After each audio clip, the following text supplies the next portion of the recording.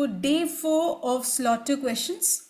Let A, B, M and N be natural numbers such that A is greater than 1. So they have clearly mentioned A is greater than 1 and B is greater than 1. So obviously they are all positive values only. Okay. So A to the power M into B to the power N is 144 to the power 145.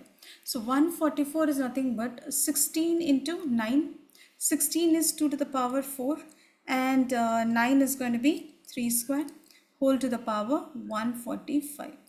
Now I see that A to the power M into B to the power N is equal to 4 into 5. So 0, 2, 4 was 16, 17, 18, 4, 580. This gives you 2 to the power 580 into 3 to the power 290.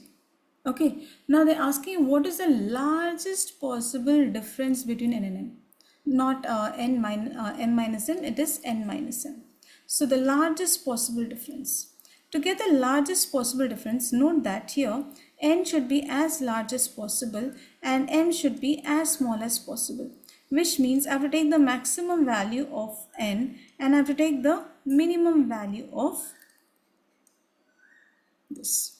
Okay, so the maximum value, that any power, okay, I can say is going to be 580. So I can take it and I can take it to be 580. Now let's look out for the smallest possible value. Now they have not precisely mentioned that A and B have to be prime numbers. Okay, to ensure that M is the largest value, I have to take it as a prime. Okay, so that the base is small and the power becomes as high as possible. Okay, but for the next one I can say that this is going to be to the power 1. I can take B as this whole value, correct? So M will turn out to be 1. So here the largest possible difference will be 580 minus 1, which is going to be 579. Option A for this.